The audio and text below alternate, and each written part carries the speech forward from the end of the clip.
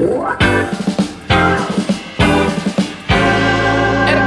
RRI Podcast. Sekarang kita di edisi kedua ya, Cecen ya. Yes, Dok. Kemarin itu ngobrolin seputar produksi film di RKS episode 1. Nah, sekarang ini sebenarnya ada hal yang mengganjal sih di dalam diri ini gitu. Apa itu? Ganjil mau minum, Dok? Kamu pernah gak kepikiran, kok sama ya kata-katanya antara penyiar sama penyair? Penyiar dan penyair. Kira-kira sama gak kerjaannya? Beda. Kalau aku kan sebagai penyiar, kamu kan sebagai penyair ulung nih ya. Penyair lebih notabene lebih oks daripada penyiar. Contohnya? Contoh, penyair membuat lagu, membuat puisi bisa dilakukan. Penyiar menyiarkan apa yang kami buat. Tapi dua-duanya masih masuk dalam dunia seni dong tentu ya. Masuk sih. Masuk kan? Kalau siaran kan masuk ke seni juga, seni broadcasting. Seni menyiarkan. Soalnya kalau Anda tidak bagus seninya, produk kami gagal. Apalagi jualan kan? Iya, itu sih. Kalau siaran, apalagi teman-teman RKS ya yang nonton kali ini mungkin ada seorang penyair atau penyiar ya. Bisa ikutan gabung kita juga. Tolong komen dong, ada yang tahu bedanya penyair sama penyiar.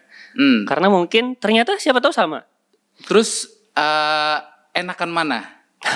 Kan mikir nih, penyiar susah tuh, harus ngatur ini itu. Mendingan penyair ngopi, duduk pinggir sungai. Ini bukan karena lihat matahari. Bukan karena lagi senja kan ya? Enggak, kita kan lagi suasana pagi. Tapi kalau ngobrolin seputar penyiar, menurut Kamus Besar Bahasa Indonesia nih, arti kata penyiar ini adalah orang yang menyiarkan. Orang yang menyiarkan. Arti lainnya adalah penyeru pada radio. Jadi dia melakukan siaran di radio melalui sebuah saluran. Gitu. Kayaknya kalau kita lihat KBBI, ya dari KBBI kayaknya agak jauh ya. Kalau penyair itu apa? Kalau penyair itu menurut yang saya contekan saya. Tolong dong dijaga ya. Langsung, penyair itu adalah orang yang mengarang sebuah syair. Bisa juga membuat sajak, membuat lagu, puji-pujian, apa yang dia rasakan, apa yang dia lihat, apa yang menjadi keresahan masyarakat, itu bisa semuanya jadi syair. Makanya jadinya penyair. Oh, makanya biasanya menumpahkan keresahannya melalui lirik lagu gitu ya? Bukan hanya keresahan dia, keresahan orang lain yang dia tangkap juga itu bisa. Tapi penyair juga loh. Biasanya kalau ada curahan hati yang pengen diungkapin ketika... Bentar dok. Jangan disama-samain. Penyair. Loh, tapi sama-sama bisa mencurahkan isi hati nih melalui media yang beda. Kalaunya penyiar itu mencurahkan isi hati melalui apa yang dibikin oleh penyair. Bisa jadi. Lah, tapi penyair juga syairnya itu disiarkan oleh penyair dong. Iya, makanya kan beda penyair. Tapi dua kerjaan ini, dua insan ini bisa berada di satu wadah yang sama loh. Oh, pasti. Apalagi kalau seorang penyair yang biasanya tertarik dengan sebuah syair. Atau seorang penyair yang bisa nyiar. Nah, atau mungkin gini, penyair yang ingin syairnya disiarkan.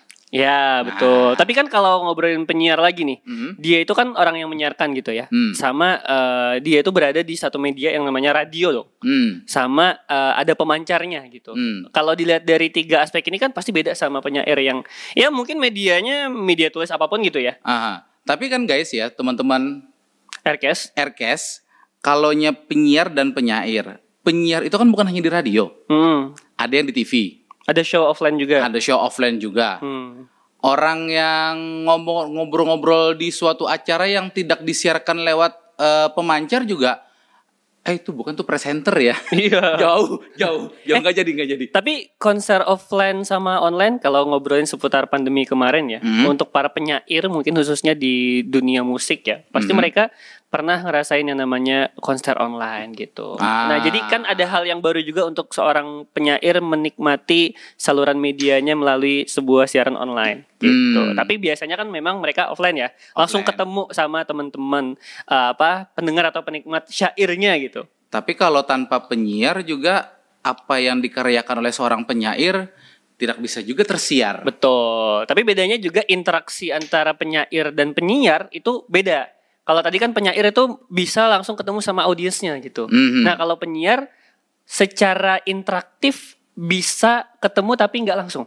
Lewat di udara. Lewat di radio. Oh bukan di udara ya. Aku dengar. Ya, lewat udara juga sih. Tapi suka dukanya kayaknya hampir sama deh. Kalau menurut Cecen nih ya sebagai seorang penyair guys.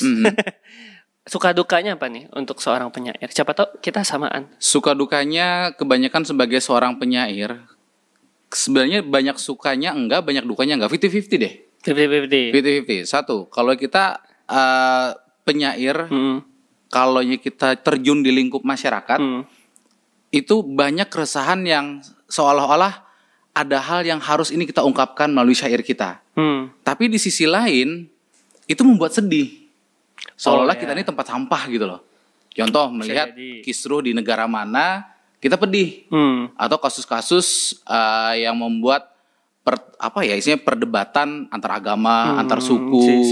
Berarti sebenarnya sama kan kayak penyiar juga kalau ngelihat isu yang mungkin menurut dia itu perlu disiarkan atau perlu digaungkan sebagai campaign dari campaign baik pasti dong. Itu perlu disebarkan juga dong, sama kayak penyair gitu. Betul. Tapi kan penyair banyak nih, Chen. Ada yang dia itu mensyairkan isi-isi pesannya tuh pesan-pesan yang kontradiktif misalkan atau yang politis gitu ya. Kan ada tuh kayak